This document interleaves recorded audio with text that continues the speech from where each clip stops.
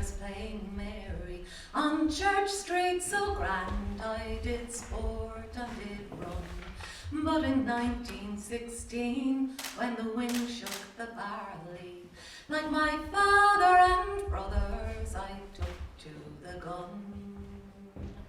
My father, Bill Moran, an old cloth tailor from the town of Athy, to Wexford did come, a humble fair man and decent kind neighbour, husband to Mary, would find daughters and sons. The cross we all bore was a love for old Ireland, a love for our country that all didn't hold. Cut loose, he would say, the strings of the apron, and tie up the loose threads, the green, white and gold. The ghosts of the black mob and their like still could soar us, saying, keep your heads low and your visions confined, forget your dead clergy and Quinsey the weaver, for Flanders' great fields will soon clear your minds. They will try to caress you, control and impress you with visions of plenty, advancement and gold. A union on offer, but slight it and suffer, and no better nation to bring hardship and scold. To hell with your money were the words of young Mellows, and damn to hell with Redmond's war calls. Stay home here in Ireland and do for your country, and let Englishmen fight in their own English wars. As Lent had just ended and the country repented, and all earth's great wonders knew what lay in store, the small birds a hatching, the crows done their thatching, and on Vinegar Hill swallows did swoop and did soar. Each note that they sang did gently remind us of nature's true beauty and where destiny lies. And when word finally came from our comrades in Dublin, we rejoiced and we sang like the larks in the sky. At 7 a.m. it was time to get going, dressed, fed and ready and carrying our guns.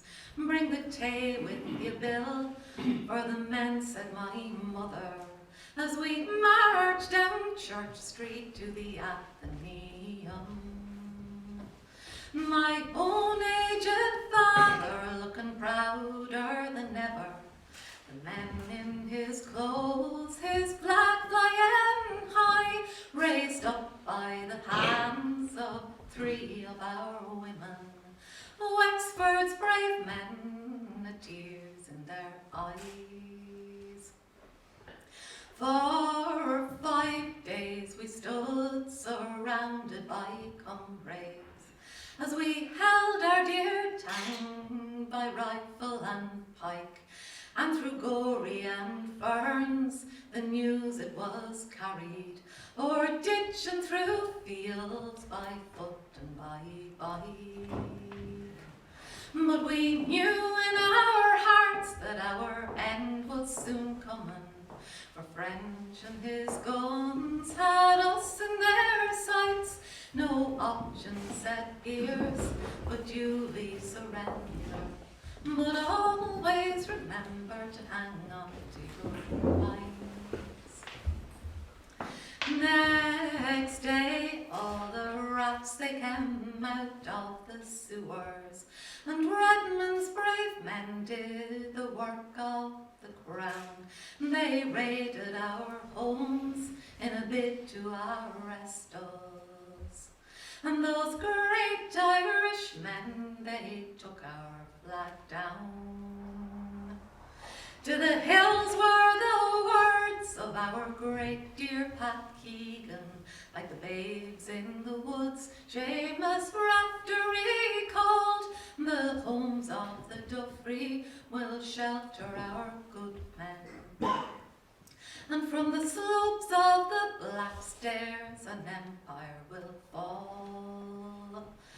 I will never forget how you divided and conquered, and how your grand empire did rise and did fall, and my own dear neighbours who died in your trenches, as you begged us small nations to answer your call.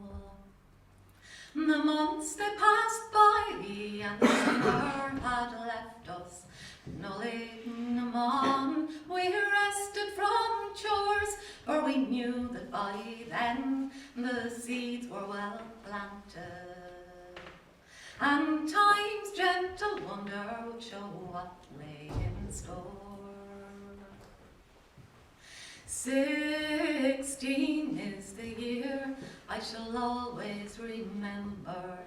To us it brought pain, much sorrow and gloom, but with the passing of time the frost will have lifted, and our sweet Easter lilies will have sprouted and bloomed. So always remember, good people of Wexford, the freedom you hold didn't fall from the sky. It was sought for and fought for, and with lifeblood well paid for, by your brothers, your sisters, my family, and